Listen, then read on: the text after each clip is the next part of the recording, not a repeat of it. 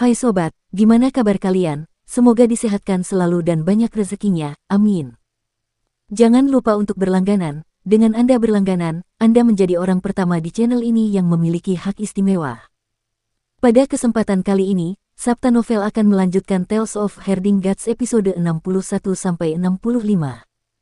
Untuk melihat video selengkapnya, sahabat bisa kunjungi playlist yang telah Mimin sediakan. Yuk mari, kita berimajinasi bersama dan masuk ke alur ceritanya.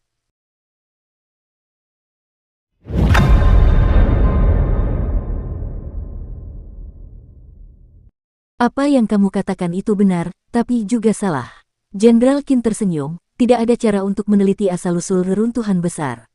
Namun, ketika kami mendirikan Kekaisaran Perdamaian Abadi saat itu, kami menerima sebuah ramalan.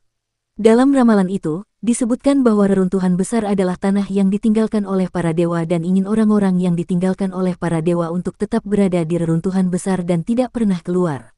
Jika ada orang-orang yang ditinggalkan keluar, mereka harus dibunuh apapun yang terjadi. Dari apa yang kudengar, selain Kekaisaran Perdamaian Abadi, banyak negara lain juga telah menerima ramalan serupa. Namun, tidak hanya penduduk asli reruntuhan besar yang tinggal di sini, ada juga orang-orang jahat yang tidak punya tempat tersisa untuk bersembunyi di dalam reruntuhan besar. Dari apa yang kulihat, orang-orang ini bahkan lebih berbahaya daripada orang-orang yang ditinggalkan. Tuan Muda Ketujuh bertanya dengan rasa ingin tahu, saya melihat para pedagang memasuki reruntuhan besar di stasiun perbatasan, mengapa Kekaisaran Perdamaian Abadi harus berbisnis dengan orang-orang terlantar di reruntuhan besar? Tuan Muda mungkin tidak tahu ini, tetapi meskipun reruntuhan besar mungkin tandus, sumber daya alamnya berlimpah. Ada banyak bahan langka, harta karun yang berharga, dan kulit binatang berharga yang dapat ditukar dengan barang-barang yang tidak berharga seperti bumbu. Mengapa kita menentangnya? Jenderal Qin melanjutkan, dengan saling membantu dengan reruntuhan besar di stasiun perbatasan, saya bahkan tidak tahu berapa banyak yang telah kita peroleh selama bertahun-tahun ini. Dengan menggunakan uang ini untuk menambah penggunaan militer, Kekaisaran Perdamaian Abadi kita akan memiliki pasukan yang terlatih dan kuat yang jauh melampaui negara lain. Tuan Muda Ketujuh bertanya lagi, bagaimana jika ada orang terlantar yang mencoba menyelinap melewati perbatasan, bukankah itu buruk? Bersama dengan peramal saat itu, ada juga beberapa harta karun. Harta karun itu disebut cermin inspeksi dan digantung di atas jalan setapak pegunungan yang mengarah ke Kekaisaran Perdamaian Abadi. Selama mereka adalah orang-orang terlantar dari reruntuhan besar, mereka akan disinai oleh cermin inspeksi.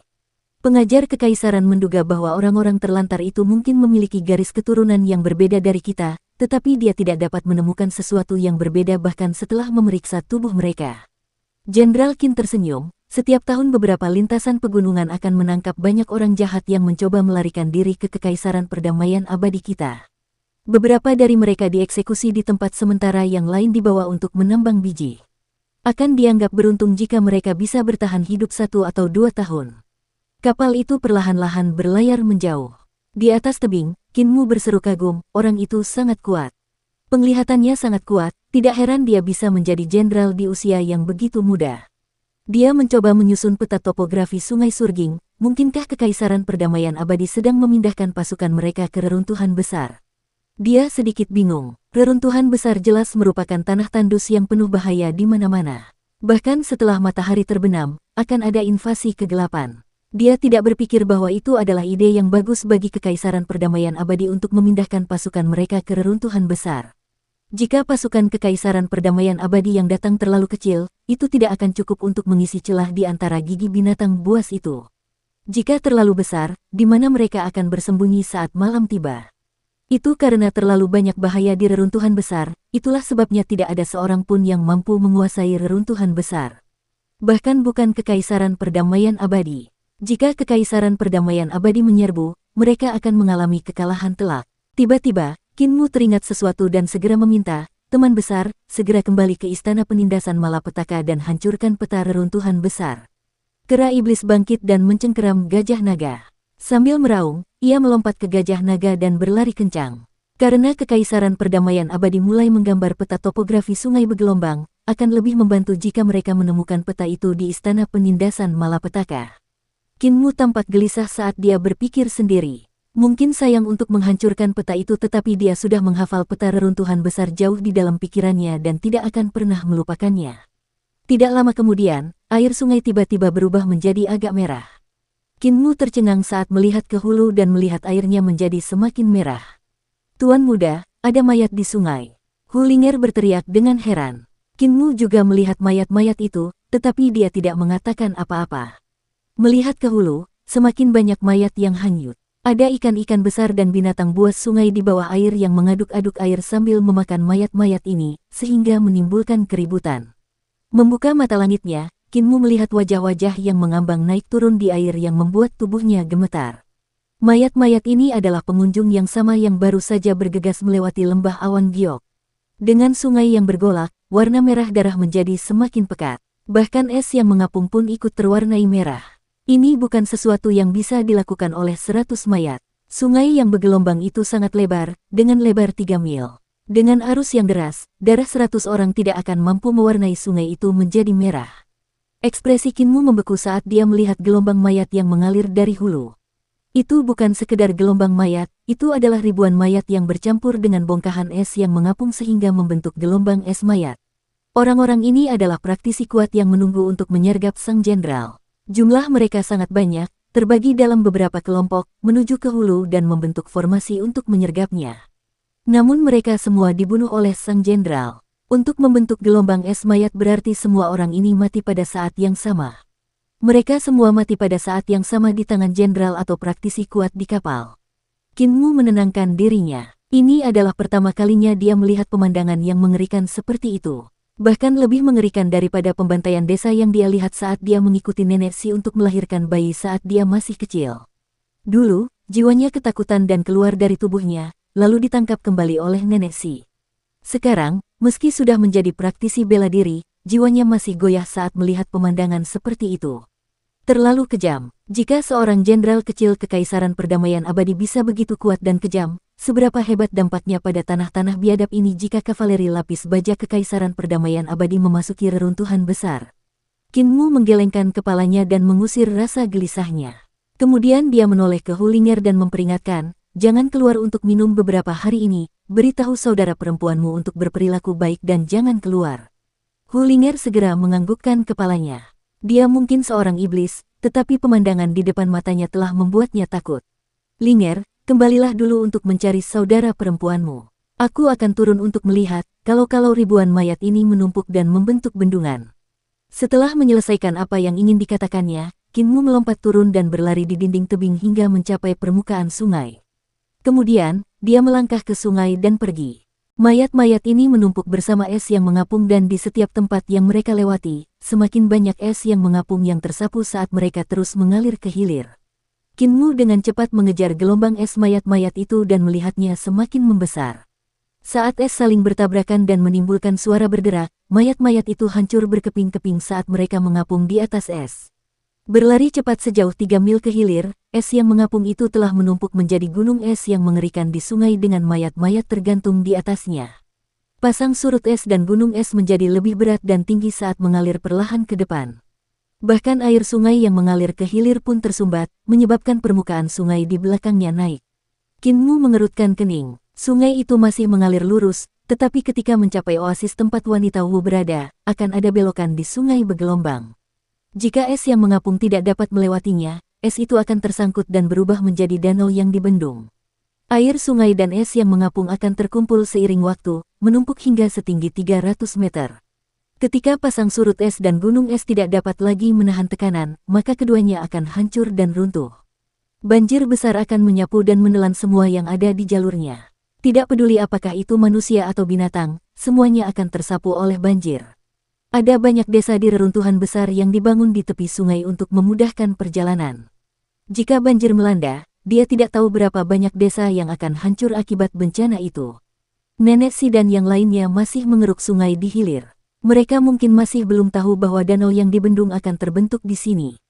Hanya kepala desa yang tersisa di desa dan tidak nyaman baginya untuk pindah, jadi siapa yang bisa membantu saya menyelesaikan masalah dengan pasang surut es?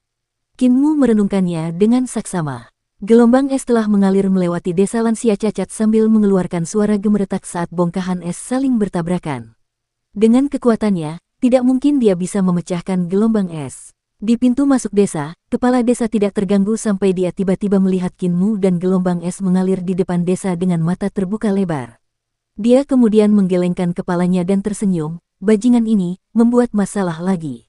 Karena penyumbatan yang disebabkan oleh pasang surut es, permukaan sungai hampir menyebar ke kakinya. Pada saat ini, Ki vital mengalir keluar dari tempat kepala desa mematahkan kakinya dan berubah menjadi dua kaki. Dia kemudian melangkah ke langit dan duduk, menatap Kinmu. Kaki ini dibentuk oleh Ki vital dan tampak tidak berbeda dengan kaki asli. Jika Ki vitalnya tersebar, kakinya juga akan lenyap. Benar sekali, aku bisa menemukan wanita Wu. Di sungai, mata Kinmu berbinar dan segera mempercepat langkahnya. Dengan beberapa langkah di permukaan sungai, ia melompat ke gunung es dan dengan semburan kekuatan, ia melompat maju dan meninggalkan gelombang es di belakangnya. Berlari cepat dengan kecepatan tinggi, ia akhirnya mencapai oasis di tengah sungai hanya dalam waktu singkat. Oasis itu seperti pulau terpencil dan di pulau itu ada sebuah kuil yang menahan monster tua bernama wanita Wu.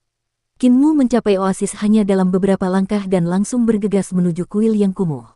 Di dalam kuil, seorang gadis kecil dengan 3 kepang sedang menggoyangkan kakinya dengan sangat bosan sambil menunggu mangsanya datang ke pintu. Melihat Kinmu bergegas masuk, matanya memerah karena marah karena bertemu musuhnya. Gadis kecil itu segera melompat turun dari tangan Buddha dan bersembunyi di balik patung Buddha, menatap tajam ke arah Kinmu dengan penuh kebencian. Wanita Wu, aku tidak bermaksud jahat. Kinmu dengan cepat menjelaskan, gelombang es hampir tiba, aku butuh bantuanmu untuk menghancurkan gelombang es. Gadis kecil itu keluar dari balik patung Buddha dan melompat ke tangan Buddha lagi tanpa banyak minat, tidak tertarik. Pasang surut es terjadi setiap tahun dan dengan perlindungan patung Buddha di sini, pasang surut es tidak akan membanjiri tempat ini. Tatapan mata Kinmu berkedip dan berkata, aku bisa memotong rantaimu dan membebaskanmu. Mata wanita Wu berbinar sebelum menjadi tumpul lagi saat dia menggelengkan kepalanya, jika para tetua di desamu, mereka bisa memotong rantai itu, tapi kamu tidak bisa. Ki vital Kinmu melonjak keluar dan menyapu pedang pelindung junior dari punggungnya dan menebasnya. Mendering. Suara keras bergema dan salah satu rantai yang melilit Buddha besar itu retak dalam. Anehnya, retakan pada rantai itu sebenarnya sembuh secara otomatis. Tanpa penjelasan lebih lanjut, dia membangkitkan ki vitalnya dan menebas dengan ayunan lainnya. Klak, klak, klak. Serangkaian suara renyah terdengar dan rantai segera dipotong oleh Kinmu. Wanita Wu tercengang, rasa heran dan senang muncul di hatinya. Namun, Buddha tembaga itu tiba-tiba membuka matanya dan berteriak dengan suara seperti guntur, makhluk jahat, beraninya kau merusak praktik keagamaanku dan merusak pahalaku. Merusak praktik keagamaanmu dan merusak pahalamu. Kinmu mencibir sambil memotong sisa rantai, kau hanya patung Buddha tembaga, jadi dari mana datangnya pahalamu? Apakah pahalamu menahan wanita Wu di sini? Tapi kau menutup mata ketika wanita Wu memakan manusia di depanmu. Jika kau punya pahala, itu semua akan sia-sia. Tubuh Buddha yang agung itu bergetar saat noda darah di tubuh tembaga itu bersinar. Dengan daun emas yang menutupinya, ia berubah menjadi Buddha yang agung yang berkilauan dalam cahaya keemasan saat ia berbicara dengan suara teredam. Tahukah kau berapa banyak orang yang akan dimakan dan dirusak jika kau membebaskannya? Saya hanya tahu bahwa dia menyembunyikan banyak tulang di belakang punggungmu dan memanfaatkanmu untuk melakukan kejahatan. Saya tidak melihatmu melakukan apapun untuk mengatasinya. Kinmu memotong rantai kedua dan mencibir. Gelombang es tepat di luar kuil terjadi beberapa kali dalam setahun. Apakah Anda sudah melakukan sesuatu untuk mengatasinya? Menyelesaikan masalah gelombang es dianggap sebagai suatu jasa, tetapi duduk di kuil untuk menahan monster tidak termasuk, apalagi membiarkan monster memakan orang. Jika Anda menghancurkan gelombang es untuk menyelamatkan orang-orang biasa di hilir, maka Anda akan memiliki jasa yang besar. Patung Buddha itu bersinar dengan cahaya keemasan dan tangannya bergerak seolah-olah dia menjadi hidup. Wanita Wu segera berteriak kaget, keledai botak tua itu adalah Buddha jahat. Dia mencoba memurnikanku sampai mati. Cepatlah.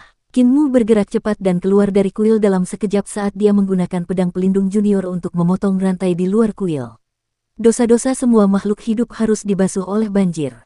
Hanya dengan begitu mereka dapat terbebas dari kejahatan. Mereka menuai apa yang mereka tabur. Ledakan. Getaran hebat terdengar saat Buddha tembaga berdiri dan menghancurkan kuil dengan kepalanya. Ia meraung seperti guntur yang mengguncang langit dan bumi. Dasar roh jahat, beraninya kau merusak ajaran Buddha. Dasar makhluk jahat yang keras kepala, tidak bisa tercerahkan. Rantai yang melilit Buddha tembaga dan wanita Wu tampak langsung menjadi hidup saat mereka bersiul di udara dan melesat ke arah Kinmu. Ajaran Buddhamu adalah tentang menyelamatkan dirimu sendiri dengan menyelamatkan orang lain dan bukan menyelamatkan orang lain demi menyelamatkan mereka. Dasar munafik. Kinmu melompat dan menghindari lilitan rantai. Dia menggunakan pedang pelindung juniornya untuk memotong rantai terakhir. Itu akan tetap menjadi pahalamu jika kamu membunuh wanita Wu saat kamu mengendalikannya. Tapi kamu hanya menahannya dan masih membiarkannya menyakiti orang. Mengapa? Karena memakan orang adalah dosanya. Dan semakin besar dosanya, semakin besar pahalamu untuk memurnikannya. Dosa wanita Wu terhadap orang-orang yang telah dimakannya harus dihitung sebagai dosamu juga. Mendering, pedang pelindung junior bertabrakan dengan rantai dan kekuatan dahsyat keluar dari rantai, menangkis pedang harta karun itu. Kinmu mendengus dan terhuyung mundur sambil menghindari rantai yang seperti dua ular piton hitam. Dia kemudian mencibir, dengan banjir di sekitar seluruh kuil. Kamu tidak hanya duduk di sini dan menolak untuk membantu orang, tetapi bahkan menghentikanku untuk membantu orang, dan kamu masih berpikir untuk mendapatkan pahala. Biarkan aku memberitahu kamu, ada banyak orang tua di desaku yang membantu melawan gelombang es setiap tahun, menyelamatkan orang-orang biasa dan binatang buas, menyelamatkan banyak nyawa. Jika seseorang dapat menjadi seorang Buddha hanya dengan pahala saja, setiap orang dari mereka sudah akan menjadi Buddha agung tubuh emas dan tidak seperti kamu, hanya patung tembaga. Konyol, patung Buddha tembaga itu sangat besar dan dengan mengangkat kakinya, Buddha berjalan keluar dari kuil yang kumuh itu. Dengan kedua telapak tangannya saling menempel, terdengar suara dentingan rantai logam saat Buddha bersinar terang dan memukul mundur Kinmu. Seluruh anggota tubuh dan tulang Kinmu bergetar ketika dia tergantung di udara sementara rantai-rantai berterbangan ke arahnya. Menginjak rantai itu, dia berlari cepat sambil menggunakan ki vitalnya untuk mengendalikan pedang pelindung junior untuk memotong rantai terakhir yang membelenggu wanita Wu. Rantai itu seperti ular piton yang sangat tebal yang bersilangan di udara saat menyerang ke arah Kinmu, membuatnya terpesona. Patung Buddha tembaga itu jelas terbuat dari kuningan tetapi sangat lincah, sungguh tak terbayangkan. Sebelumnya, Buddha tembaga tidak dapat membedakan antara Kinmu dan wanita Wu. Hanya ketika Kinmu menggunakan suara iblis, Buddha tembaga akan bereaksi secara otomatis dengan mengucapkan mantra Buddha untuk memurnikan wanita Wu. Sekarang setelah Kinmu mencoba melepaskan wanita Wu, Buddha tembaga telah mengubah caranya dengan menyerang Kinmu secara otomatis. Rantai tebal terbang ke arahnya dari segala arah dan Kinmu menginjak salah satu rantai untuk menghindari serangan lainnya. Kekuatan Buddha tembaga dari rantai perlahan bertambah kuat. Getaran yang disebabkan oleh rantai yang bergesekan satu sama lain membuat Kinmu tidak stabil. Kakinya terasa sakit karena getaran, dan kendalinya pada pedang pelindung junior tidak seakurat sebelumnya. Buddha tembaga itu tumbuh semakin kuat, seolah-olah ada kekuatan yang tak terbatas dalam tubuhnya. Pada saat ini, kekuatan ini bangkit sedikit demi sedikit. Nenek Si dan si cacat pernah menyinggung Buddha tembaga ini sebelumnya dan berkata bahwa ada yang aneh dengan Buddha tembaga itu. Nenek Si berkata bahwa dia pernah memutuskan untuk menyingkirkan wanita Wu tetapi dihentikan oleh Buddha tembaga itu dan tidak berhasil. Nenek Si secara alami sangat kuat, tetapi dia tidak dapat menyingkirkan wanita Wu. Ini berarti bahwa ketika kekuatan Buddha tembaga sepenuhnya terbangun, itu akan sangat mengerikan. Dan sekarang, kekuatan Buddha tembaga itu bangkit sedikit demi sedikit. Sekalipun sebagiannya terbangun, itu bukanlah sesuatu yang dapat ditahan Kinmu. Tepat pada saat ini, terdengar suara gemuruh yang menggetarkan bumi. Gelombang es dari hulu akhirnya mencapai oasis. Gunung es yang menjulang tinggi dengan ketinggian puluhan meter itu meluncur turun di bawah arus yang deras dan muncul tepat di depan oasis yang berada di belakang Kinmu. Kinmu segera diselimuti oleh bayangan itu, dan dia buru-buru menoleh ke belakang hanya untuk melihat banyak bongkahan es saling bergesekan saat mereka berguling ke atas menuju puncak gunung es sebelum berguling kembali ke bawah lagi ke sungai. Bongkahan es baru akan dikirim ke atas puncak gunung es lagi sebelum berguling ke bawah. Dengan gelombang es yang menghancurkan semua yang ada di jalurnya, mayat-mayat di atas es hancur berkeping-keping dan tidak dapat ditemukan lagi. Satu-satunya yang tersisa adalah gunung es yang bergelombang dan melaju kencang, menghancurkan semua yang ada dalam momentumnya. Patung Buddha tembaga itu juga tampaknya menyadari bahaya yang mengancam dan tidak lagi memedulikan Kinmu, sambil merentangkan tangannya untuk menghadapi gelombang es yang bergulung-gulung, mencoba mendorongnya kembali. Bang! Lingkungan di sekitar oasis membentuk lonceng emas besar dari sinar cahaya yang menyelimuti seluruh oasis.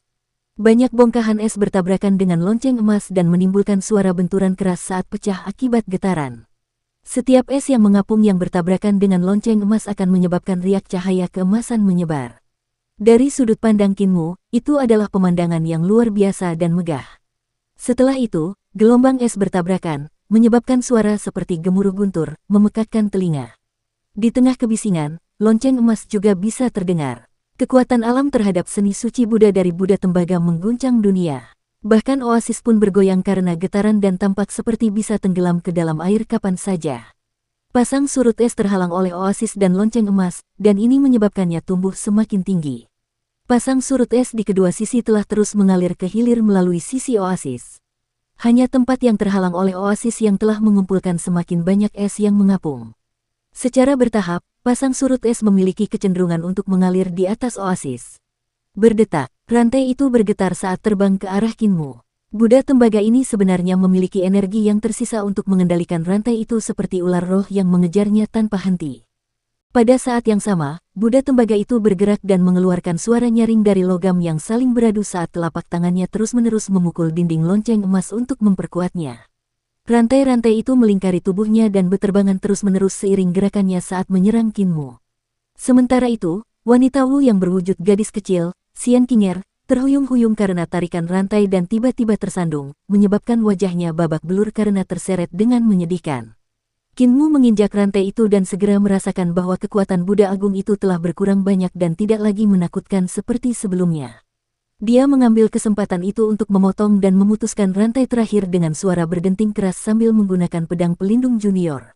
Wanita Wu tertegun dan tidak dapat menahan rasa takjub dan gembira saat mengangkat tangannya untuk melihat dua lingkaran emas di pergelangan tangannya bersama dengan rantai yang putus. Ada juga lingkaran emas di sekitar pergelangan kakinya yang menyeret dua rantai putus. "Jangan melamun lagi, cepatlah bergerak," teriak Kinmu sambil terbang mendekat. Wanita Wu tertawa keras dan tubuhnya tiba-tiba membengkak dengan cepat.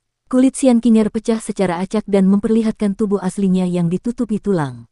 Dengan 100 kakinya menari-nari di tiup angin, ia berteriak, "Adik kecil, lompatlah ke tubuhku dan aku akan membawamu keluar dari sini." Kinmu mendarat di atas tubuhnya. Tubuh iblis besar ini ditutupi oleh pelindung tulang saat ia menerobos ke arah belakang oasis sambil menyeret lingkaran dan rantai emas. Kakinya bergerak sangat cepat dan segera terangkat ke udara. 100 kaki di bawah tubuhnya yang panjang bergerak serempak saat ia menerobos udara dan menyerang ke arah dinding lonceng emas. "Makhluk jahat, kau adalah pahala bagiku, dan kau masih berpikir untuk melarikan diri." Buddha Tembaga itu berbalik dan tangan kuningannya mencengkeram kekosongan. Lingkaran emas dan rantai di tubuh wanita Wu bergetar dan mulai terbang mundur. Sementara itu, rantai di tubuh Buddha Tembaga juga terbang sendiri seolah-olah ingin menyambung kembali dengan rantai yang putus. Darah wanita Wu membeku. Darahnya jatuh karena tarikan rantai di tubuhnya. Kekuatan yang berasal dari rantai di kakinya semakin kuat dan benar-benar menariknya mundur terus-menerus. Dengan mengerahkan seluruh tenaganya yang 100 kaki, ia berusaha sekuat tenaga untuk merangkak maju tetapi tidak dapat menahan diri untuk tidak terseret mundur. Kinmu berencana menggunakan ki untuk memanipulasi pedangnya guna memotong lingkaran emas di anggota tubuh wanita Wu ketika tiba-tiba, seberkas cahaya yang sangat tajam melintas dan memecahkan lonceng emas itu sebelum melewati mata Buddha Tembaga. Buddha Tembaga itu melolong dan telapak tangannya mencengkeram bagian depan matanya. Wanita Wu tiba-tiba merasakan tubuhnya menjadi ringan dan segera berlari. Dengan beberapa langkah, ia naik ke udara dan bergegas keluar dari area yang diselimuti oleh lonceng emas, menghilang di permukaan sungai. Di belakang mereka, Buddha Tembaga terus-menerus melolong. Tiba-tiba lonceng emas itu hancur dan air pasang yang seperti gunung menghantam, mengubur oasis bersama dengan Buddha Tembaga itu. Kuil kuno itu juga hancur dalam sekejap. Seluruh oasis itu rata dengan tanah. "Kamu dan aku selalu mengurus urusan kita sendiri." Buddha Tembaga itu sangat marah. Namun sebelum ia dapat menyelesaikan kata-katanya, ia didorong ke dalam sungai oleh gelombang es bersama dengan oasis. Di udara, seberkas cahaya terang terbang dan bersembunyi di dalam rambut kepala desa. Kepala desa bersikap seolah tidak terjadi apa-apa dan berjalan turun di udara, kembali ke desa lansia cacat. 30 mil ke hilir, Surging River berbelok di sini untuk mengitari gunung sehingga mengalir melewati jurang. Pasang surut es tertahan di sini dan lebih banyak es mulai terkumpul hingga seluruh jalur sungai tertutup. "Wanita Wu, berhenti." Wanita kelabang tulang putih setinggi 100 kaki itu membawa Kinmu ke langit dan meluncur maju seperti seekor naga dengan kecepatan yang sangat cepat. Setelah mendengar kata-kata Kinmu, ia mendarat di puncak kiri jurang dan tertawa dingin. "Mengapa aku harus mendengarkanmu, bajingan?" Kinmu melompat turun dari punggungnya, tampak bingung. "Aku telah menyelamatkanmu jadi tentu saja kau harus membantuku dengan menghancurkan bendungan es di sungai sebagai balasannya." Wanita Wu menggoyangkan tubuhnya dan berubah kembali menjadi Xian Qinger. Dengan anggota tubuhnya yang menyeret rantai, ia melompat-lompat di sekitar Qin Mu beberapa kali dengan rantai yang bergerak. Kemudian, ia menjulurkan kepalanya dari punggung Qin Mu dan terkekeh. Aku harus membalas budimu karena kau telah menolongku. Apa kau sudah lupa betapa buruknya kau memperlakukanku sebelumnya?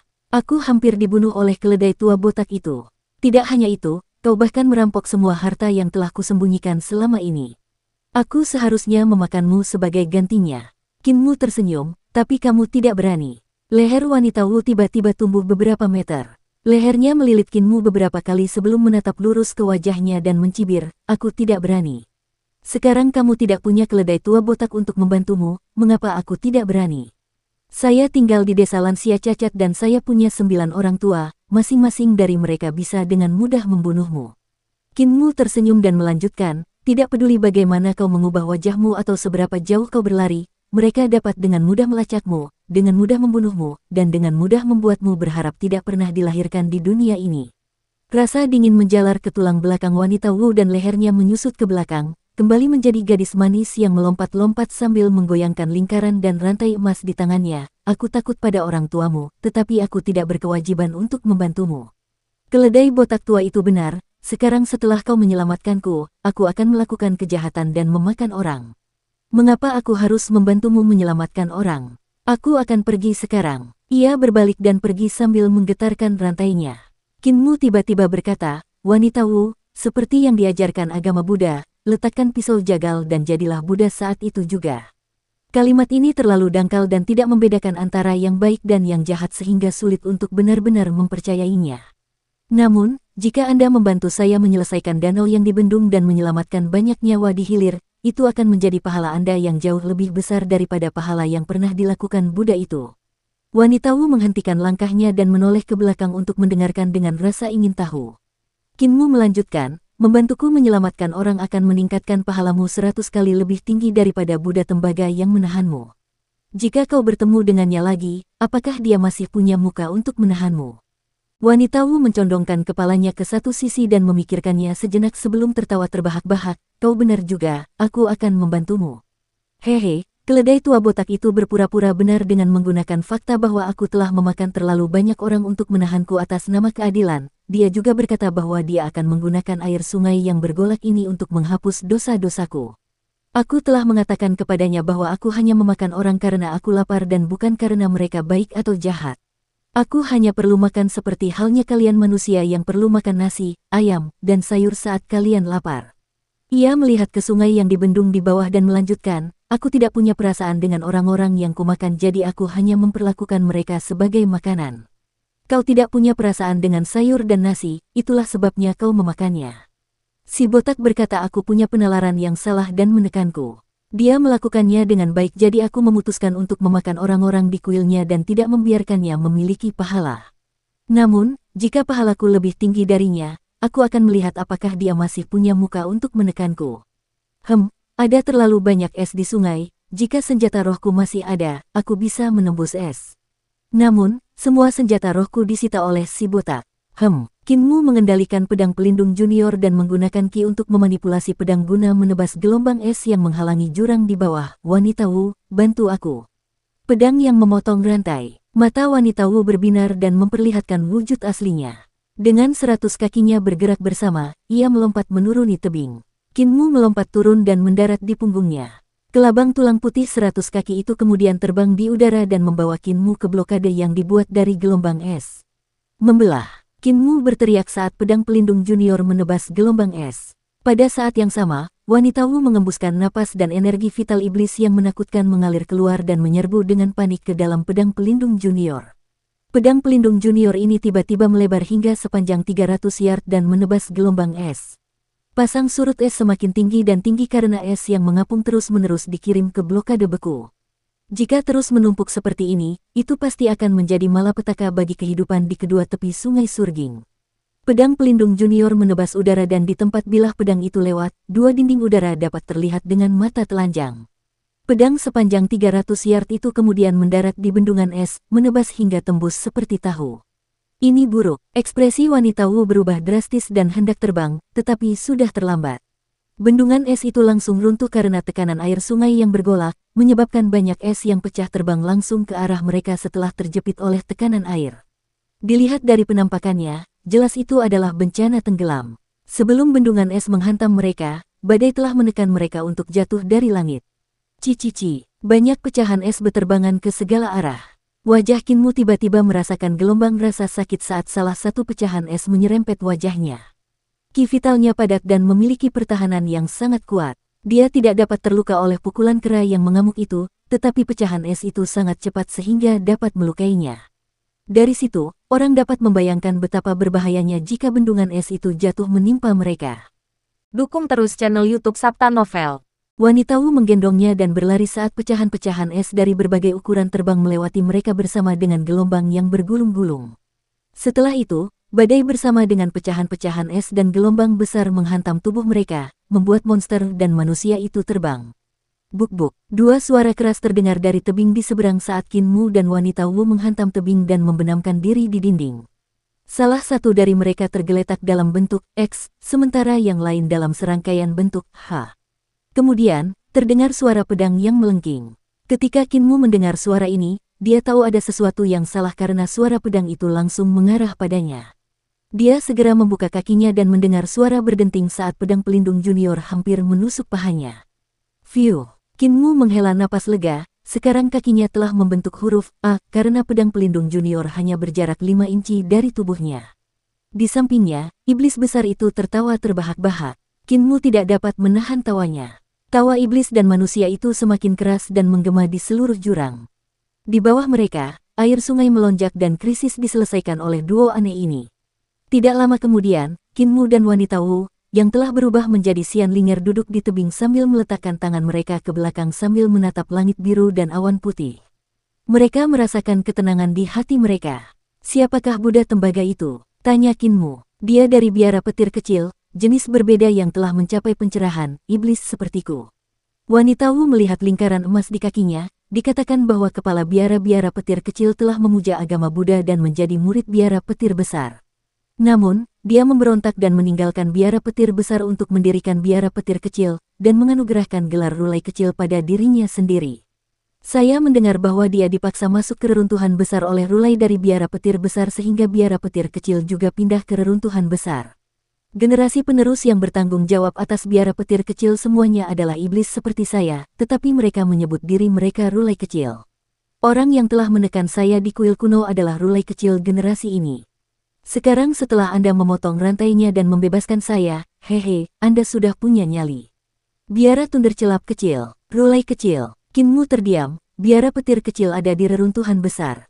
Tentu saja. Biksu iblis jarang terlihat. Biksu biara petir kecil sangat picik dan pasti akan membalas dendam, apalagi rulai kecil mereka. Wanita Wu mencibir, dengan temperamen si tua botak, dia pasti akan membalas dendam padamu. Tiba-tiba, terdengar teriakan marah, sebagai manusia, kau malah bersekutu dengan iblis. Hari ini, kita sebagai guru dan murid harus menaklukkan iblis. Kinmu menoleh dan melihat beberapa penganut Tao berjalan mendekat. Ada pemuda dan pemudi bersama seorang tetua. Tetua Tao itu tampak tegar dan penuh semangat sementara pemuda dan pemudi itu menunjukkan ekspresi gembira. Jelas mereka adalah praktisi kuat yang datang ke reruntuhan besar dari dunia luar untuk mendapatkan pengalaman. Rekan pendeta Tao, iblis ini dan saya baru saja menyelesaikan krisis dan menghancurkan danau bendungan ini untuk menyelamatkan banyak nyawa di hilir. Kinmu berdiri dan berkata dengan sungguh-sungguh, iblis ini telah menyelamatkan banyak nyawa dan tidak. Diamlah, orang-orang terlantar. Tetua Tao itu berteriak dengan tegas dalam pengabdiannya pada kebenaran yang membangkitkan rasa hormat, kau pantas mati lebih karena bersekongkol dengan iblis dan membantu penjahat melakukan kejahatan. Hari ini kami akan menyingkirkan kalian berdua. Murid-muridku, siapkan formasi dan taklukkan iblis-iblis itu. Aku lapar. Gadis kecil di samping Kinmu menjilati bibir merahnya dan memberitahunya. Beberapa orang lebih buruk dari setan.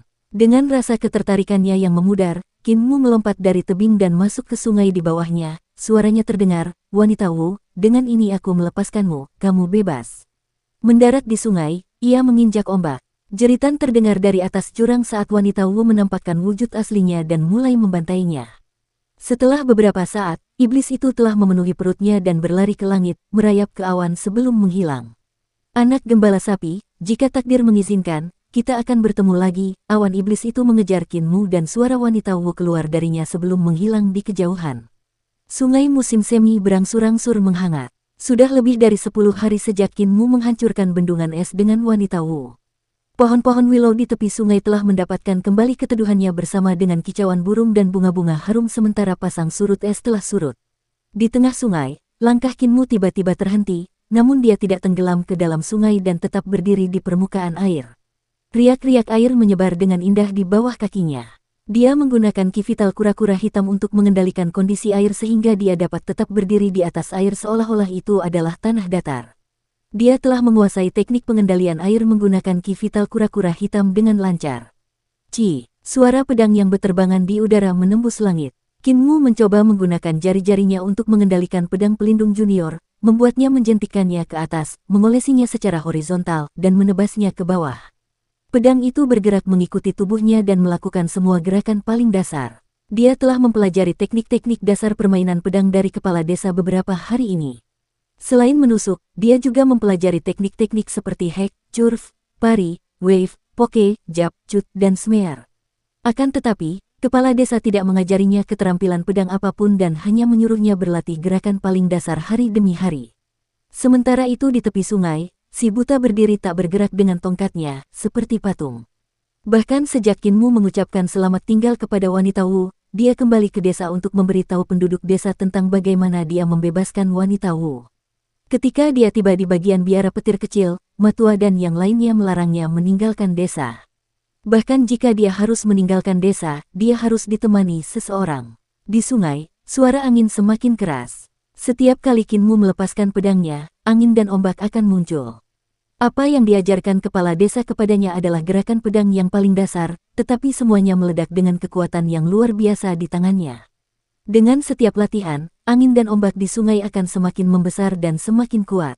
Dengan sekali tusukan pedangnya, permukaan sungai akan terbelah sepanjang 30 meter dan sedalam 3 meter, menyebabkan semua ikan besar dan binatang sungai menjauh. Dengan sekali sentakan, air sungai itu melonjak ke langit dan jatuh dengan deras. Kemudian dia menerjang dengan gerakan melengkung dan air sungai itu berubah menjadi seekor naga air yang melesat maju. Meskipun itu mungkin gerakan paling sederhana yang memerlukan penggunaan ki untuk memanipulasi pedang, kekuatannya tetap luar biasa kuat di tangannya. Dia telah mempelajari gerakan-gerakan dasar ini selama lebih dari 2 tahun dan sudah hafal betul gerakan-gerakan itu. Namun, kepala desa masih belum mengajarkan gerakan yang lengkap. Tiba-tiba telinga Blind berkedut dan dia berteriak, "Muer, saatnya berhenti, ada kapal datang." Qin Mu memasukkan kembali pedang pelindung junior ke dalam kantung pedang di punggungnya dan mengangkat kepalanya. Ia melihat sebuah kapal berlayar turun dan tertegun sejenak, karena kapal inilah yang sedang menyusun peta topografi Sungai Surging. Sekarang setelah kapal berlayar kembali dari hulu, mereka pasti telah selesai merancang jalur perairan Sungai Surging.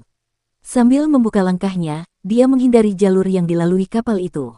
Mengalir bersama sungai, kecepatan kapal itu sangat cepat dan segera mencapai di depan mereka. Sebuah seruan kekaguman datang dari kapal, berdiri di sungai tanpa bergerak, sungguh keterampilan yang hebat dan ki vital yang padat. Qin Mu menoleh ke arah sumber suara itu dan melihat Jenderal Qin berdiri di ujung kapal sambil menatapnya bersama pemuda yang membawa bayi gendut yang memegang kipas lipat. Es misterius dari Istana Naga. Hati Qin Mu menjadi dingin saat melihat bongkahan es misterius yang besar. Di dalam bongkahan es misterius itu, ada manik-manik naga yang tergantung tinggi bersama dengan tangan yang memegangnya. Dia hanya bisa melihat benda-benda itu karena benda-benda lain di bawah bongkahan es itu terhalang oleh sisi kapal.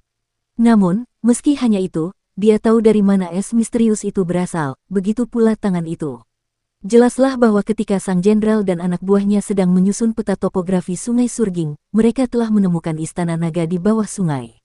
Ketika mereka mencari jalan ke sana, mereka pasti telah menemukan Gulinuan dan naga muda yang disegel oleh manik-manik naga. Pada saat ini, naga muda itu seharusnya masih berada di dalam es misterius. Jenderal ini belum membunuh jiwa induk naga dan kemungkinan besar telah menyimpan jiwa induk naga untuk mencegah es misterius mencair. Sasaran mereka adalah naga muda di dalam es. Jika es misterius itu mencair, naga muda itu akan mati. Dia pasti bermaksud membawa es misterius itu kembali ke Kekaisaran Perdamaian Abadi dan mengundang para ahli untuk menyembuhkan naga muda itu, oleh karena itu dia belum menyelamatkan Gulinuan. Itulah pemuda yang berada di puncak bersama kera iblis. Pemuda gendut itu berkata dengan heran, aku tidak menyangka ki vitalnya begitu padat, bahkan lebih kuat dari milikku. Tiba-tiba, suara Gulinduan terdengar dari dalam es, aku bisa merasakan pedang pelindung juniorku. Jenderal Qin Fei Yue, hentikan kapalnya, pedang pelindung juniorku sudah dekat, bajingan yang menipuku sudah dekat. Kapal itu berhenti dan tatapan Jenderal Qin tertuju pada Qinmu, kaulah yang mencuri pedang pelindung junior dari pelindung junior putra mahkota. Qinmu menjawab, dia ingin memakanku jadi aku mencuri pedangnya. Karena kau berhasil membawanya keluar dari Istana Naga, bisakah kau mengeluarkan sarungnya untukku juga? Itu hanya akan menjadi satu set lengkap dengan sarungnya. Tatapan mata Qin Fei Yue berkedip, untukmu. Ini adalah pedang keluarga kekaisaran, tidak mungkin memberikannya kepadamu, tolong kembalikan pedang pelindung junior kepada keluarga kekaisaran. Qinmu menggelengkan kepalanya dengan bingung, mengapa aku harus mengembalikannya ketika aku menipunya dengan kemampuanku sendiri. Pemuda gendut itu, yang juga disebut Tuan Muda Ketujuh, tertawa terbahak-bahak, apa yang dikatakan pemuda ini sungguh menarik. Qin Fei Yue mendengus dingin dan berkata dengan acuh tak acuh, berbohong kepada pejabat keluarga kekaisaran dan merencanakan untuk mendapatkan harta karun pejabat keluarga kekaisaran, tahukah kamu seberapa berat kejahatanmu? Tidak ada keluarga kekaisaran di reruntuhan besar. Qinmu bertanya dengan bingung, di tempat tanpa hukum seperti ini, siapa yang bisa menghukumku? Jika kau tidak takut seperti ini, sepertinya kau punya seseorang yang bisa diandalkan. Qin Fei Yue menatap ke arah pantai dan pupil matanya tiba-tiba mengecil. Dia kemudian bertanya dengan sungguh-sungguh, Junior Qin Fei Yue, murid dari guru Kekaisaran Perdamaian Abadi, Jenderal tingkat 4 atas kesetiaan dan bela diri, Kekaisaran Perdamaian Abadi. Bolehkah saya tahu bagaimana cara menyapa senior yang ada di pantai? Si buta menyandarkan dirinya pada tongkat bambunya dan terkekeh, hanya seorang buta, apalagi yang bisa kau panggil aku? Hanya seorang tua cacat. Ekspresi Qin Fei Yue berubah saat dia melihat sekeliling dan melihat desa lansia cacat di sudut matanya. Dia kemudian tersenyum, 3 tahun lalu, Mu Beifeng, kepala prefektur 5 tunas Kekaisaran Perdamaian Abadi kita memimpin banyak ahli sekte pedang Sungai Li ke reruntuhan besar untuk membalas dendam. Kemudian, ada orang yang menemukan mayat mereka di hilir. Saya secara pribadi telah memeriksa mayat Mu Beifeng dan yang lainnya, mereka ditikam sampai mati oleh tombak tetapi orang yang menikam mereka tidak menggunakan tombak dan malah menggunakan tongkat bambu. Senior, apakah Anda juga menggunakan tongkat bambu? Dengan tongkat bambu di tangan Blind, dia tersenyum lebar, apalagi yang bisa digunakan orang buta kalau bukan tongkat bambu. Tongkat ini digunakan untuk navigasi kalau aku menendang batu saat aku tidak bisa melihat dengan jelas. Qin Fei Yue mendengar hal-hal yang tersirat secara tidak langsung dari apa yang dikatakan Blind dan menegaskan dugaannya. Dia kemudian mencibir, senior, Mu Beifeng seharusnya mati di dekat sini, benar kan? Apakah senior melihat sesuatu saat itu? Si buta menjawab dengan muram, apa yang bisa kulihat saat aku buta? Jenderal, kau pasti bercanda. Aku pernah mendengar nama Mu Beifeng sebelumnya, dia benar-benar mati di tangan jahat. Ini menyakitkan hatiku, sementara monyet-monyet menangis tanpa henti dari satu sisi sungai ke sisi lainnya, meninggalkan orang-orang hebat dari generasi berikutnya untuk berduka atas mereka. Betapa memilukan, betapa menyedihkan. Dia mengangkat tongkat bambunya dan mengetuk permukaan sungai dengan lembut. Ombak menerjang permukaan sungai besar itu, menyebabkan seluruh sungai tiba-tiba bergetar hebat beberapa kali. Ombak di kedua sisi sungai membumbung tinggi hingga 30 meter dan membelah langit. Bahkan kapal pun bergoyang tak menentu, menyebabkan banyak prajurit di dalamnya kehilangan pijakan. Di bawah sungai itu, airnya terbelah menjadi 2 bagian dan menampakkan tulang belakang raksasa dari seekor binatang raksasa yang berwarna hijau kehitaman dan tampak seperti sebuah pulau kecil di tengah sungai. Sungai yang bergelombang bergetar, mengguncang binatang raksasa ini keluar dari air dan ke udara sebelum menjatuhkannya kembali ke dalam air. Qinmu segera melihat bahwa binatang raksasa ini sedang dirantai. Ujung rantai lainnya diikatkan ke kapal, yang menjelaskan mengapa kapal bisa bergerak begitu cepat. Itu adalah usaha dari binatang raksasa itu. Yang aneh adalah setiap bagian sungai bergetar hebat dan hanya permukaan sungai di bawah kaki Qinmu yang tetap tenang. Tuan Muda Ketujuh segera berpegangan pada sisi kapal untuk berjaga-jaga jika ia mungkin akan jatuh ke sungai. Namun, ia tidak dapat menahan diri untuk tidak berteriak, senior tua, seharusnya begitu, betapa menyedihkannya ia harus mati sebelum memperoleh kemenangan, meninggalkan orang-orang hebat dari generasi berikutnya untuk berduka atas dirinya. Kau salah. Qinmu tidak dapat menahan diri untuk menjawab, Tuan Muda ini, maksudnya adalah jika kalian semua mati di sini, akan sangat menyedihkan bahwa dia harus mati sebelum dia memperoleh kemenangan, sedangkan karena kalian semua masih hidup dan hanya tahu bagaimana membuat keributan, kalian semua jelas akan menjadi monyet yang menangis tanpa henti dari satu sisi sungai ke sisi lainnya. Jika kalian masih bersikeras untuk mencari kebenaran, kalian harus mati di sini. Kakek buta sebenarnya sangat bijaksana. Wajah Blaine penuh dengan kebanggaan dan terkekeh, Muir tetaplah orang yang paling mengenalku. Jika dia si cacat atau tuli, bajingan-bajingan itu pasti akan mengejekku karena bersikap sembrono. Sudut mata Qin Fei Yue berkedut. Kekuatan orang buta itu lebih kuat dari yang diharapkannya. Beruntung orang buta itu hanya mengetuk sungai yang bergelombang. Jika dia mengetuk, seluruh sungai yang bergelombang mungkin akan terkibas olehnya. Di dalam es misterius itu, Gulinuan menutup mulutnya rapat-rapat. Jelas ia telah menduga kekuatan Blaine hanya dari cara ia mengetuk sungai. Ia tahu Blaine tidak bisa dianggap enteng dan jika ia bersikeras menginginkan pedang itu, ia mungkin akan mati di sini. Kita tinggalkan pedang pelindung junior di sini dulu, ayo kita berangkat. Berlayar, Qin Fei Yue memberikan perintah dan seorang prajurit segera mengeluarkan terompet dan meniupnya. Suara yang keluar dari terompet itu sangat dalam dan ketika binatang raksasa di bawah air mendengar suara terompet itu, ia mulai menimbulkan gelombang. Air sungai besar itu tiba-tiba terangkat seperti gunung air yang lebih tinggi dari permukaan sungai lainnya, saat ia terseret di sepanjang kapal dan mengalir deras ke hilir. Jenderal Qin, bukankah kau mencoba bertanya kepada orang buta itu siapa yang telah membunuh Mu Beifeng? Mengapa kau pergi sebelum mendapat jawaban? Tuan muda ketujuh menjulurkan kepalanya dari para dayang istana yang mengelilinginya dan bertanya dengan rasa ingin tahu. Tuan muda, saya sudah mendapatkan jawabannya. Jenderal Qin mencibir, Mu Beifeng tewas di tangan orang buta tadi. Dewa tombak yang agung telah berubah menjadi orang buta dan bersembunyi di desa kecil ini. Makhluk mengerikan apa lagi yang bersembunyi bersamanya. Aku tidak sanggup menghadapi desa kecil ini, jadi aku hanya bisa meminta bantuan. Baju sirah di tubuhnya bergetar dan cahaya di matanya seperti benturan tombak dan bilah pedang. Di bawah seluruh langit, setiap tempat adalah tanah milik penguasa, di perbatasan tanah, setiap individu adalah menteri penguasa. Reruntuhan besar ini juga merupakan tanah keluarga kekaisaran dan bukan tanah yang tidak memiliki hukum. Mu Beifeng adalah pejabat keluarga kekaisaran jadi bagaimana dia bisa mati di tangan orang-orang liar. Desa ini harus dihancurkan dan dimusnahkan untuk menunjukkan kekuatan kekaisaran kita dan kekuatan guru kekaisaran kita. Biarkan kekaguman kaisar kita turun ke reruntuhan besar. Sungguh mengesankan. Tiba-tiba terdengar suara yang membuat bulu kuduk Jenderal Qin merinding. Dia menoleh ke belakang dengan susah payah dan melihat seorang pria lumpuh tanpa disadari muncul di belakangnya dan bersandar di sisi kapal sambil tersenyum. Mata Qin Fei Yue berkedut sejenak dan sosok si cacat menghilang dan kini membelakanginya. Dia sama sekali tidak dapat melihat bagaimana si lumpuh itu menghilang dan muncul kembali di belakangnya. Dahi Qin Fei Yue dipenuhi keringat. Telapak tangannya sudah berada di gagang pedangnya, tetapi dia bahkan tidak berani bergerak sama sekali. Apakah guru kekaisaran tahu ambisi besarmu? Si cacat membungkuk dan melihat peta topografi sungai Surging di kapal dan tertawa. Apakah pengajar kekaisaran berencana untuk memindahkan pasukannya ke reruntuhan besar dengan membuatmu datang untuk menyusun peta topografi sungai Surging? Keke, naga kecil ini sangat menyedihkan. Gulinuan, ada apa dengan wajah bau itu? Aku akan mengambil sarung pedangmu. Spandukmu juga tidak buruk, aku akan mengambil ini juga, adik laki-laki ini. Batu giokmu cukup bagus dan begitu juga kipas ini, bah-bah.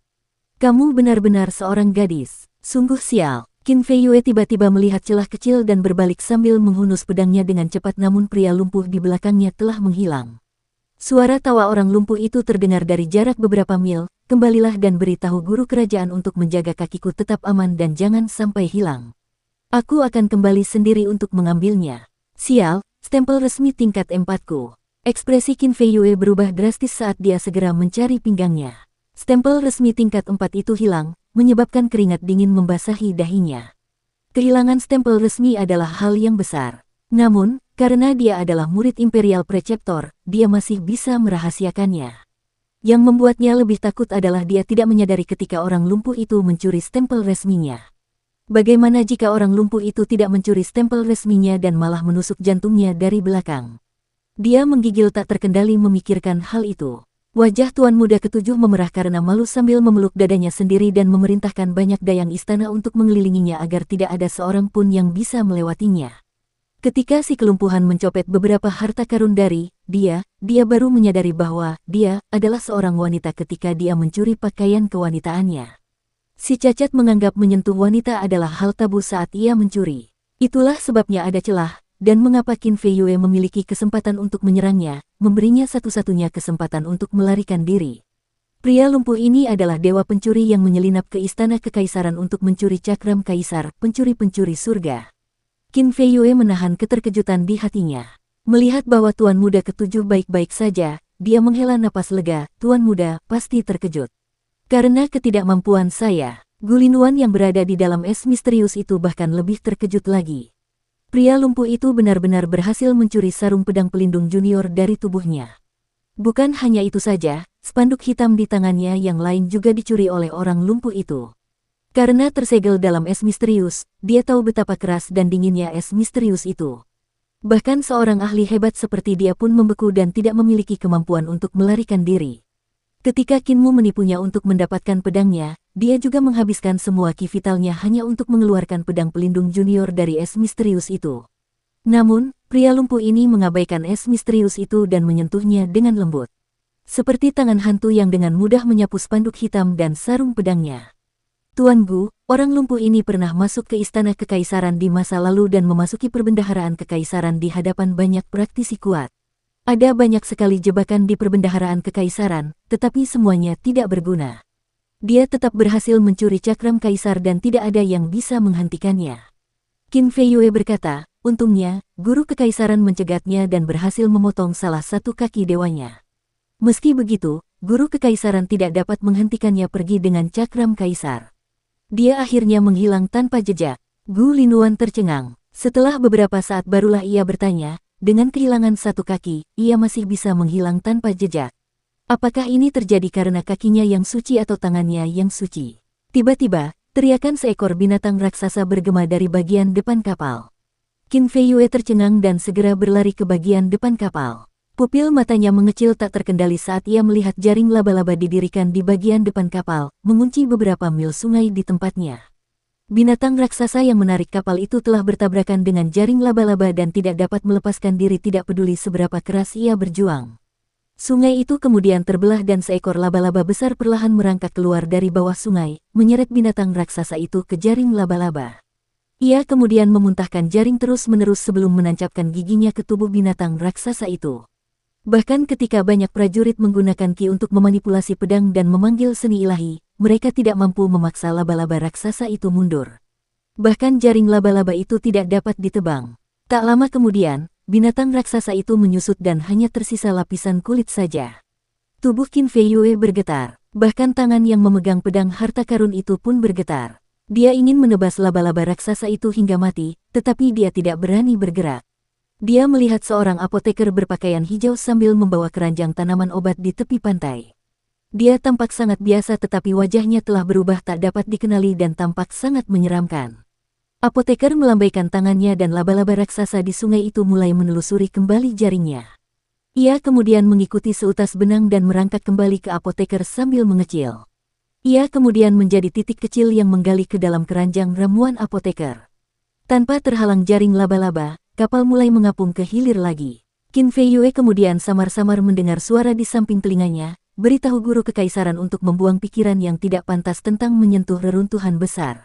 Berhati-hatilah untuk tidak memprovokasi kami para lansia yang cacat. Dikelilingi oleh es misterius, suara Gulinuan bergetar, itu Raja Racun.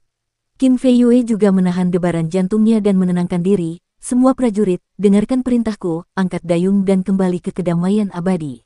Setelah berlayar sejauh 1 mil ke depan, seorang prajurit tiba-tiba berteriak dengan suara gemetar, Jenderal Qin, ada seorang pria di sungai. Qin Fei Yue menggertakkan giginya, wajahnya berubah menjadi hitam pekat, iblis mana yang berani menghalangi kapalku? Apakah mereka benar-benar mengira aku mudah diganggu? Pukul saja dia sampai mati.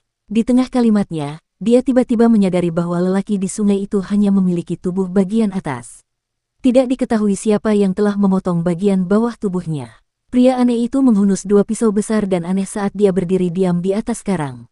Tiba-tiba, cahaya pisau itu membelah langit dan mengguncang dunia. Qin Fei Yue mendongak dan melihat awan-awan terbelah oleh tekanan pisau itu. Cahaya pisau mendarat dan menebas ke arah kapal. Suara mendesing. Air sungai Surging terbagi 2, menjadi 2 sungai dengan 1 tebasan. Harta karun ilahi 7 bintang, bangunlah. Qin Fei Yue meraung marah. Harta karun ilahi di tubuhnya terbuka satu persatu, menyebabkan ki vitalnya yang menakutkan meledak menjadi dua naga besar di sisi kapal, menggerakkannya secara horizontal sejauh 300 meter. Cahaya pisau itu menyerempet sisi badan kapal. Ia terus membelah sungai dan baru menutupnya kembali setelah mencapai bagian belakang lelaki aneh di sungai itu. Hehe, tidak seru melawan murid Imperial Preceptor. Yang menarik hanya melawan Imperial Preceptor. Lelaki aneh di atas karang itu menyarungkan pisaunya dan dengan kedua tangannya di sangga karang, ia mengerahkan tenaga dan melompat ke langit, lenyap tanpa jejak. Qin Fei Yue menahan kakinya agar tidak gemetar dan berteriak, "Stabilkan kapalnya, stabilkan." Suaranya bergetar dan bahkan dia tidak dapat mendengar dirinya sendiri dengan jelas. Dia hanya dapat duduk terlebih dahulu untuk menenangkan diri. Namun, pikirannya sedang kacau. Gulinuan bahkan lebih ketakutan daripada dia karena suaranya bergetar, pisau surga. Itu adalah pisau surga yang pernah mengangkat pisaunya ke surga dan mati di tangan dewa, dia sebenarnya masih hidup. Ekspresi Qin Fei Yue tidak bisa tetap tenang, mengapa begitu banyak iblis tua berkumpul di desa kecil yang biasa-biasa saja di reruntuhan besar. Dewa tombak, pisau surga, dewa pencuri, raja racun. Selain orang-orang itu, makhluk menakutkan apa lagi yang masih tersisa di desa? Dia melihat peta topografi reruntuhan besar. Kemudian, dia menghela napas lega karena peta yang telah dia buat dengan susah payah masih ada di kapal. Orang-orang jahat itu tidak menghancurkan peta topografi Sungai Surging. Itu tidak benar. Tiba-tiba dia tersadar. Orang-orang jahat ini tidak menghancurkan peta topografi Surging River bukan karena mereka tidak bisa, tetapi karena mereka tidak menganggapnya layak untuk dihancurkan. Monster-monster tua ini percaya bahwa bahkan jika dia mengambil peta topografi ini, guru kekaisaran tidak akan berani memasuki reruntuhan besar. "Mengapa mereka tidak membunuh kita?" tanya tuan muda ketujuh yang berpakaian seperti anak laki-laki. "Mereka tidak menganggap kami layak dibunuh." Qin Fei Yue menjawab dengan ketus, "Mereka tidak menganggap kami layak dibunuh karena kemampuan kami terlalu lemah." Hatinya masam. Sebagai murid Imperial Preceptor, dia selalu memandang dirinya tinggi. Reputasinya juga sangat tinggi di antara semua lapisan masyarakat. Dia tidak pernah menyangka akan bertemu begitu banyak makhluk kuat hanya setelah satu perjalanan ke reruntuhan besar. Kesombongan yang dimilikinya sebelumnya menghilang tanpa jejak. Ketika pertama kali bertemu Blind, dia masih memiliki sedikit kesombongan. Meskipun dikejutkan oleh Blind, dia masih memiliki karakter yang tinggi hati dan pantang menyerah. Namun, saat dia terus bertemu dengan si cacat yang sulit ditangkap, si apoteker yang jahat, si jagal yang buas, karakternya yang tinggi hati dan pantang menyerah itu hancur menjadi ketiadaan akibat kejutan yang diterimanya. Hanya rasa takut yang tersisa di hatinya. Tidak ada yang bisa menghentikan Imperial Preceptor. Tidak ada yang bisa menakuti Imperial Preceptor. Qin Fei Yue memikirkan gurunya, guru kekaisaran perdamaian abadi, dan kegelisahannya pun mereda. Tatapannya mengeras saat dia bergumam, jika orang-orang tua di reruntuhan besar ingin menjadi belalang sembah yang mencoba menghentikan kereta perang, mereka hanya akan mati dengan mengerikan. Kapal terus berlayar ke hilir saat Qin Fei Yue tiba-tiba tercengang oleh apa yang ada di hadapannya. Awalnya ada sebuah oasis di sini dan sebuah kuil kuno di oasis tersebut. Namun seluruh oasis telah lenyap tanpa jejak. Awalnya dia mengira ada yang aneh dengan kuil kuno itu, tetapi dia tidak jadi memeriksanya. Namun, dia menandainya di peta. Dia tidak pernah menyangka bahwa saat dia kembali, kuil itu sudah tidak ada lagi. Mata terbangun. Qin Fei Yue berteriak pelan dan cahaya keluar dari matanya. Menatap ke dalam air, dia tercengang. Oasis itu masih ada di sana tetapi telah diratakan oleh suatu kekuatan yang dahsyat. Sekarang kuil kuno itu telah tenggelam ke dalam air. Reruntuhan besar. Ia menenangkan diri dan memerintahkan para prajurit untuk membangkitkan ki vital mereka untuk mendayung kapal, meninggalkan tempat ini sesegera mungkin. Tidak lama setelah mereka berlayar, sungai itu terbelah dan sebuah patung Buddha tembaga muncul dari bawah sungai dengan rantai yang masih melilitnya. Meskipun patung Buddha tembaga itu sangat berat, patung itu tampak tidak berbobot karena kakinya berdiri di permukaan air. Monster-monster tua di desa lansia cacat sebenarnya sekuat ini. Mereka tidak akan mudah ditangani. Patung Buddha tembaga itu menoleh ke arah desa lansia cacat sebelum mengerahkan tenaga pada kakinya saat ia berlari ke darat dan terus berlari cepat. "Mencuri pahala saya tidak akan membiarkan masalah ini begitu saja." Namun, karena guru kekaisaran perdamaian abadi mulai bergerak dan ingin memasuki reruntuhan besar, saya akan membiarkan mereka bertarung satu sama lain terlebih dahulu. Ketika mereka berada dalam pertarungan hidup dan mati, biarpun tercelap saya akan menuai keuntungan. Di desa lansia cacat, Kinmu bertemu dengan si cacat yang berjalan mendekat dan melemparkan sesuatu kepadanya. Kinmu menerimanya dan itu adalah sarung pedang yang sepadan dengan pedang pelindung junior. Kinmu tertegun sejenak dan ingin bertanya dari mana Kripple mendapatkannya ketika Kripple tiba-tiba memasukkan benda lain ke dadanya. Kinmu mengeluarkannya untuk melihatnya. Itu adalah pakaian putih susu yang disulam dengan bunga peoni pohon. Panjangnya 1 kaki dan bergaris-garis seperti pita, disertai aroma yang harum. Kakek cacat, apa ini? Tanya Kinmu dengan bingung. Senyum di wajah Kripple membeku saat dia berkata dengan kesal, sebuah handuk keringat untukmu menyeka keringatmu. Sungguh sial, mengapa aku harus menyentuh sesuatu seperti ini? Menyentuhnya sekali saja akan membuatmu bernasib buruk selama 3 tahun.